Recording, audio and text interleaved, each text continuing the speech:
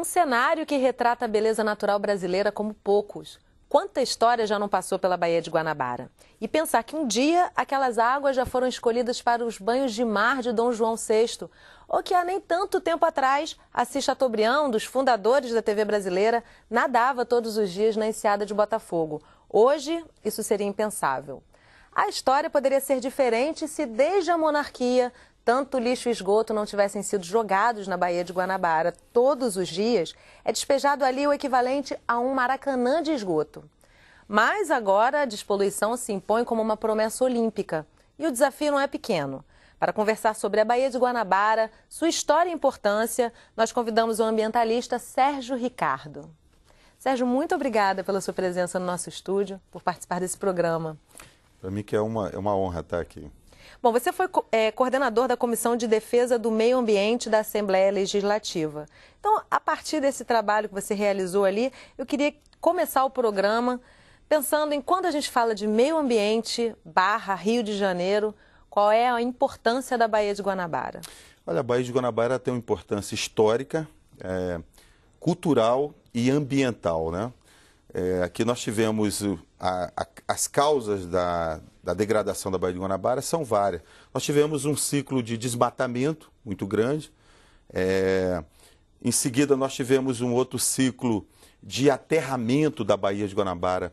Hoje, grande parte dos problemas ambientais da Baía de Guanabara devem-se aos aterros, né? A gente pode citar alguns, como a Ilha do Fundão? Por exemplo, a Ilha do Fundão, que eram 13 ilhas, todo o aterramento, o aterro do Flamengo, o aeroporto internacional do Galeão, né? Toda essa ponta do Caju, a própria Baixada Fluminense, isso ainda hoje tem um impedimento na circulação de água. Nós temos um problema sério na circulação de água na Baía de Guanabara. Esse é um problema muito grave. E mais recentemente, a partir assim dos anos 70, com uma urbanização muito intensa da região metropolitana, o problema do lançamento de esgoto sem tratamento, que ainda hoje é uma grande dívida que a sociedade tem com a Baía de Guanabara, e junto com isso o processo de industrialização, que nós temos hoje, é o segundo maior parque industrial do país, e neste exato momento a Baía de Guanabara está vivendo um processo de reindustrialização, muito em função da indústria do petróleo. Então, esse histórico é um histórico muito preocupante. Agora, a Bahia está viva. Nós temos a área de proteção ambiental de Guapimirim, são 80 quilômetros quadrados de manguezal. Em qualquer canto da Baía de Guanabara, mesmo nas áreas mais degradadas, você vê a presença assim, dos cardumes de peixe, enfim. E a vida da pesca artesanal, que é muito importante. Né? Sobrevivendo a toda essa poluição. Resistindo, diria. Resistindo, né? E isso não é de hoje. Essa emissão de esgoto para a Baía de Guanabara, como eu citei no início do programa, é histórica, né? Exato. Desde a época da monarquia, ali foi o lugar escolhido, ou, enfim, mais facilitado para se despejar todo o esgoto da população carioca, né? Exatamente, isso tem registro histórico. Inclusive tem um livro do professor Elmo Amador, um professor aqui da Geografia da UFRJ, faleceu pouco tempo atrás. Nós estamos relançando esse livro e ele conta que, por exemplo, nós tínhamos... Desculpa, como é que é o nome do livro? Professor Elmo Amador, Sociedade e Natureza na Baía de Guanabara, né? Esse livro é uma referência, está esgotado, agora está tendo uma nova edição. E ele conta que nós tínhamos na cidade do Rio de Janeiro aproximadamente 90 lagoas, 90 pequenas lagoas. Vários largos desses, Largo de São Francisco, Largo da Carioca, Largo do Bicão, eram pequenas lagoas que foram aterradas, né? Nós perdemos muito em termos de biodiversidade e grande parte dos rios que desaguam na Baía de Guanabara viraram valão, né? Isso me preocupa muito. Eu faço palestras assim, em escolas públicas, aqui no Rio, mas também na Baixada, São Gonçalo, e as crianças não têm mais referência. A gente pergunta onde eles moram do lado do valão. Mas aquele valão era um rio, né? Um rio que tinha... muitas vezes rios caudalosos, muito importante para a pesca na Baía de Guanabara. Então, eu acho que nós temos que resgatar essa ideia da Bahia viva, de que a Baía de Guanabara está viva e que é possível promover uma despoluição para que a Bahia retorne sua importância, tanto ambiental, mas também econômica para o Rio de Janeiro. A gente vai daqui a pouco falar dessa questão econômica, que realmente continua sendo muito importante, né? Talvez já tenha sido mais, mas... continua tendo uma importância vital. Agora, só para a gente poder localizar o telespectador, que regiões e que população compreende a Baía de Guanabara? Olha, a Baía de Guanabara ela tem no seu entorno aproximadamente 10 milhões de pessoas. Né? Nós temos aqui a capital, com 6 milhões de pessoas, a Baixada Fluminense, aí aproximadamente mais 3 milhões a 4 milhões de pessoas. Desse lado oeste da Bahia, que é a região mais poluída, né? Em função da refinaria, que está aí desde os anos 50, e outras empresas. E nós temos também o leste da Baía de Guanabara, que compreende o município de Niterói, São Gonçalo, que é a segunda maior cidade do estado do Rio de Janeiro, e agora Itaboraí, que com a nova refinaria, era uma cidade que não tinha tanta importância no cenário nacional, mas é uma cidade que está crescendo muito. E temos também aqui o fundo da Baía de Guanabara, os municípios de Guapimirim, Magé, porque também a região de Petrópolis também está inserida na Baía de Guanabara. Então nós temos aqui uma região com aproximadamente 10 milhões de pessoas, com um grave déficit habitacional e de saneamento básico, principalmente, né?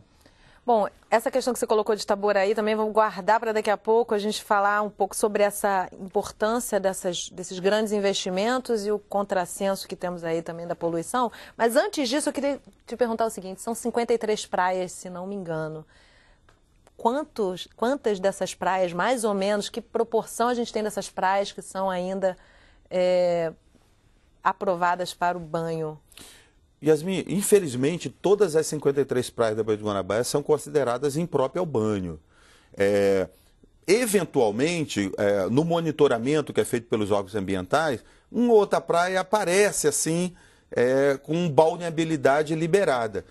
Mais para fora, né? Para Niterói e aqui para a Zona Sul. Né?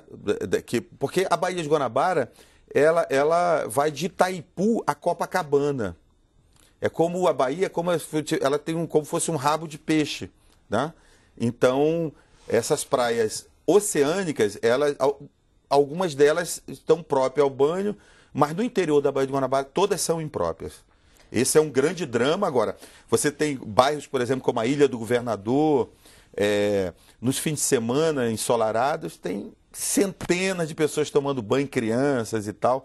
Eu acho que aí além de um problema ambiental, eu acho que tem um problema de saúde pública. Porque o que a legislação prevê, que é a resolução do Conselho Nacional do Meio Ambiente, o CONAMA, é que essas praias impróprias ao banho, elas deveriam estar sinalizadas para alertar ao banhista, né, ao morador, que ela pode provocar problema de saúde. Mas isso, ao mesmo tempo, as prefeituras não fazem isso, e o governo do estado, porque isso provocaria uma queda da indústria do turismo. Você imagina as praias da Baía de Guanabara, as 53, com placas alertando que elas estão poluídas. Então, há essa contradição, a meu ver, e a história da Baía de Guanabara, até os anos 70, por exemplo, o bairro da Ilha do Governador, onde eu moro, era o balneário do Rio de Janeiro. Paquetá, né, ainda hoje, quem frequenta Paquetá, é um bairro belíssimo, tem toda uma importância cultural e a gente luta muito para que um dia seja resgatada essa vocação balneária da Baía de Guanabara. Que era bem típico, final de semana em Paquetá, exatamente, né? Então agora, resgatando ali aquelas duas colocações que você fez, tanto a questão econômica, e aí você citou um exemplo, no caso que é Itaboraí, que era um município extremamente pobre, é um município muito pobre, exatamente, e que vê na refinaria ali a solução, talvez, para esse extremo que eles vivem, né? Então, você tem oportunidade de emprego, você tem oportunidades inúmeras sendo geradas por conta da presença da refinaria ali.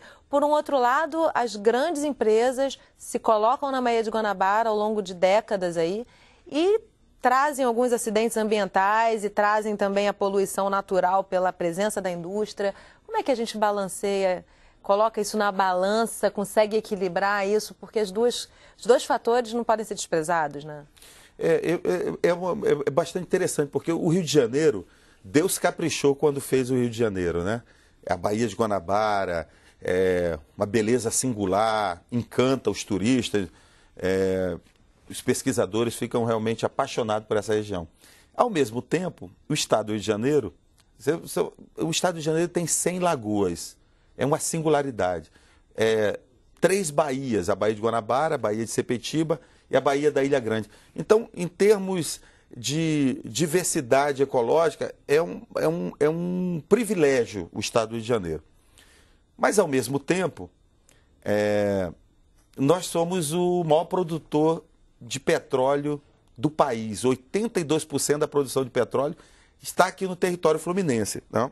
Então, nós temos que buscar uma convivência e uma compatibilidade entre a preservação ambiental e esse desenvolvimento econômico e industrial. Isso, a meu ver, tem se dado contra a natureza, principalmente em função da precariedade dos licenciamentos ambientais. A localização da nova refinaria naquela região, a meu ver, foi completamente inadequada, porque ali nós temos a área de proteção ambiental federal de Guapimirim, são os últimos grandes manguezais da Baía de Guanabara, e temos também ali grandes áreas florestais, como a APA Petrópolis, o Parque Nacional da Serra dos Órgãos, e essa região de Mata Atlântica, ela há uma forte tendência dela ser poluída pela chuva ácida, a partir da operação da nova refinaria. Nós já temos aqui do outro lado, na região oeste, a presença da refinaria de Duque de Caxias, que também já provocou uma grande... a Reduc, ela individualmente, ela é a maior fonte poluidora da Baía de Guanabara, responsável por aproximadamente 20% da poluição total da Bahia. Então, esse equilíbrio, ele deveria ter sido previsto no processo de licenciamento ambiental. E é delicado, né? E isso não foi feito, porque há um impacto que está ocorrendo hoje intenso sobre a pesca artesanal, que é uma atividade que está ameaçada de extinção. Eu vou te pedir para não entrar muito nesse assunto, que a gente vai conversar mais prolongadamente sobre ele no próximo bloco. E 2 outros aspectos para fechar esse bloco. Não foi planejado onde vai ser feito o descarte industrial da nova refinaria. Isso vai se dar nas praias oceânicas, né? Trazendo uma série de problemas, porque há esse lançamento de efluentes industriais no mar. E o outro também não foi planejado de onde viria a água para abastecer a refinaria, que é um consumo muito intenso. Então está se planejando, captar água no município de Cachoeira de Macacu, lá em cima. Então, a meu ver, faltou um planejamento ambiental e urbano na escolha dessa né? unidade industrial. Bom, e aí a gente tem vários impactos, sobretudo um deles você já citou, com a pesca artesanal, que é exatamente o tema do início já do nosso próximo bloco. E eu quero falar com vocês não só sobre a questão da pesca artesanal, mas sobre a organização desses trabalhadores. São 10 milhões de habitantes, muitos deles vivem no entorno da Baía de Guanabara, sobrevivendo a partir da produção que se tem dali, como é que eles se organizam. A gente faz um rápido intervalo e volta já falando sobre essa economia que é gerada pela Baía de Guanabara. Não sai daí.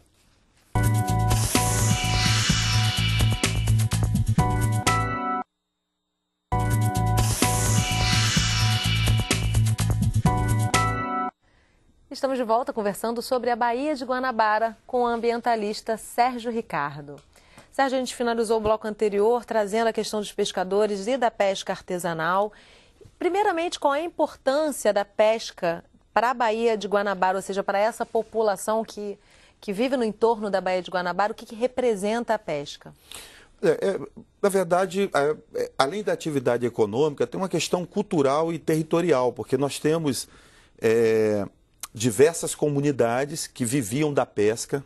Essa atividade hoje, com o processo de industrialização que está se dando em todo o território fluminense, é uma atividade que está ameaçada de extinção, né? Isso é muito ruim porque há um risco de perda dos territórios, né? Um impacto nos ecossistemas, porque as populações elas convivem preservando as áreas de manguezal, por exemplo, que dependem delas para ter a reprodução do pescado, e também a cultura dessas populações. Então, ela tem uma importância grande. Infelizmente, a política econômica no Estado de Janeiro tendem a fazer uma espécie de um apagão da pesca artesanal, como se a pesca artesanal já não mais existisse mais. E isso é uma coisa muito ruim, porque milhares de pessoas estão perdendo sua fonte de subsistência. Bom, e isso, de um tempo para cá, teve uma progressão até um pouco trágica, né? A gente vê que há uma luta entre esses pescadores e a indústria, sendo que o lado mais fraco é muito nítido e muito mais fraco, né? Como é que se dá esse conflito e que solução se vê? No caso, será que há alguma reversão para esse caso? Porque, de fato, é uma cultura centenária, né? Exatamente. São populações tradicionais, né? Elas têm o direito a esses territórios e ao uso desses ecossistemas, logicamente resguardando uma sustentabilidade ambiental. E esse conflito ele tem se acirrado muito, porque ele tem levado inclusive à morte, né, de companheiros nossos aqui. Há também pescadores na Baía de Sepetiba que estão ameaçados também, inclusive deles no programa de testemunha, né, proteção à testemunha. Então, esse modelo industrial, ele é aquilo que eu falei anteriormente. Acho que o grande problema está no ato do licenciamento ambiental. Os licenciamentos ambientais aqui no Rio de Janeiro têm sido muito mal feitos, né?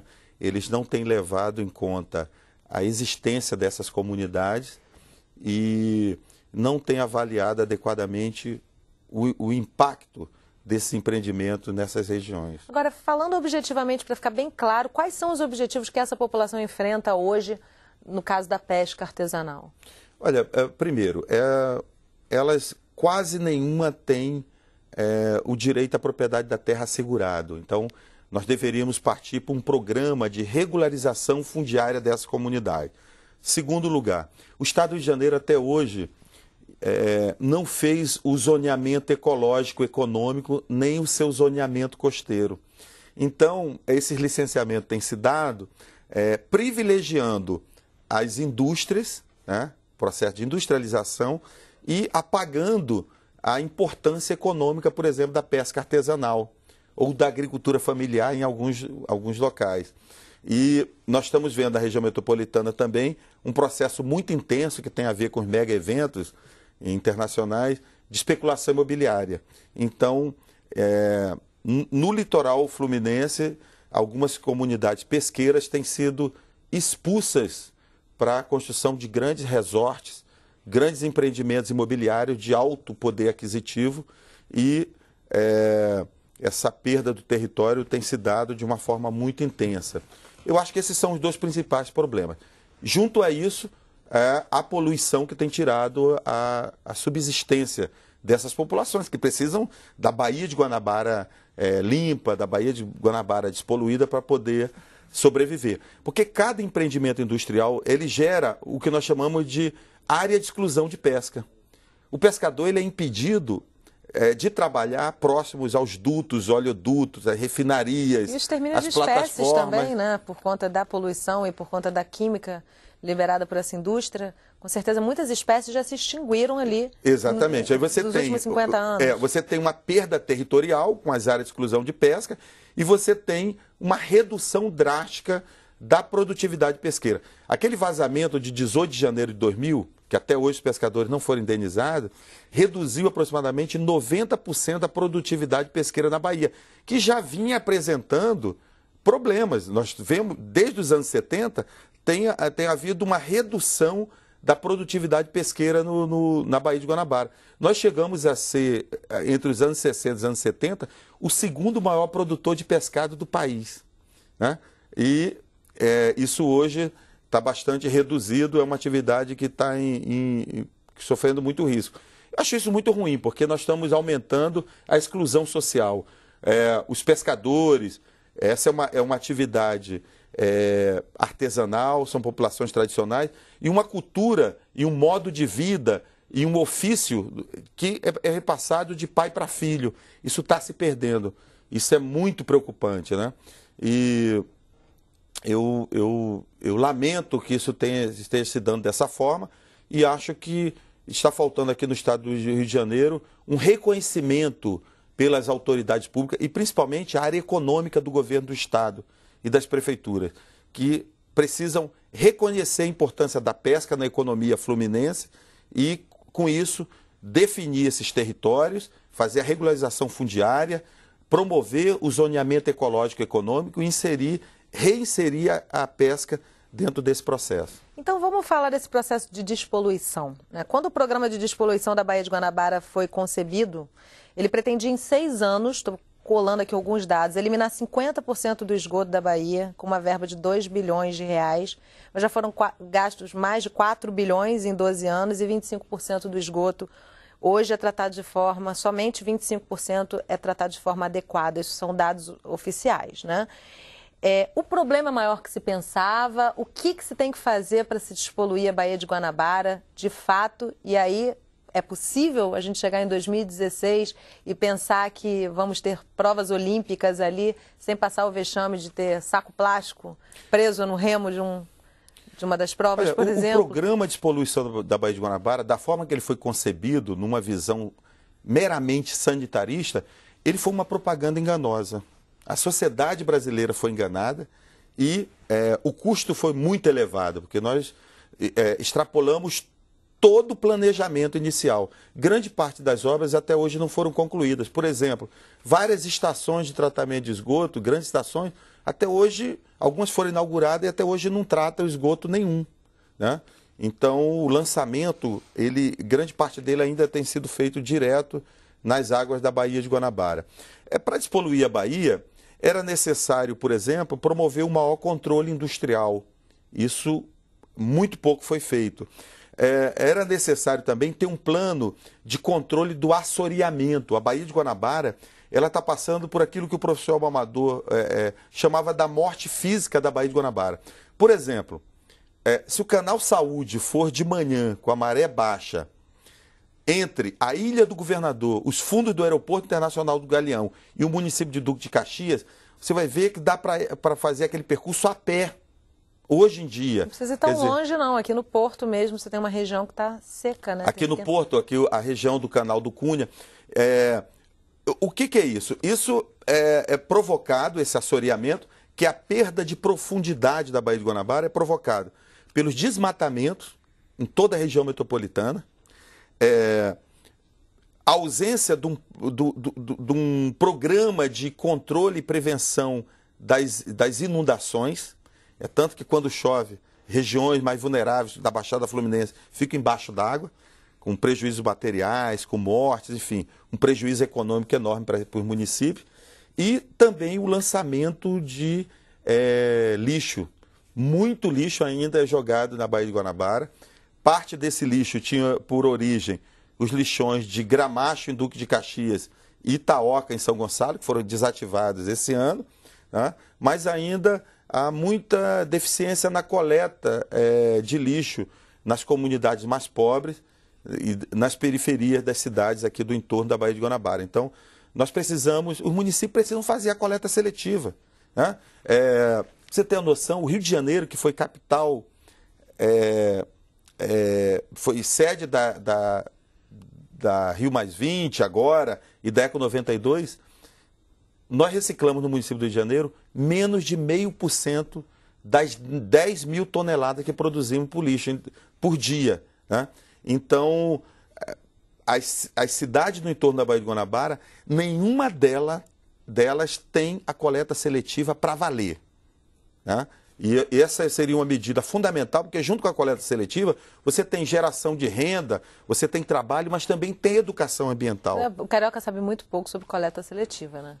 A gente precisa se educar bastante ainda. Hoje, né? A nossa coleta seletiva ela se restringe a uma faixa na zona sul da cidade, mas nós precisamos avançar para o restante da cidade, porque o lixo do Rio de Janeiro, por sinal, é um lixo muito rico, porque nós temos aqui uma economia forte, né? A segunda maior economia do país, então o lixo da cidade do Rio de Janeiro ele é rico e poderia sim, com a atuação dos catadores, em cooperativas, associações, nós poderíamos organizar um programa de reciclagem aqui e ajudar a despoluir a Baía de Guanabara. Acredito até que essa questão da despoluição da Baía de Guanabara tem um forte componente da participação da população mesma, né? De deixar de jogar resíduos no mar, esses passeios de barco que muitas vezes as pessoas estão relaxadas e acabam nem se percebendo muitas vezes, é uma questão cultural.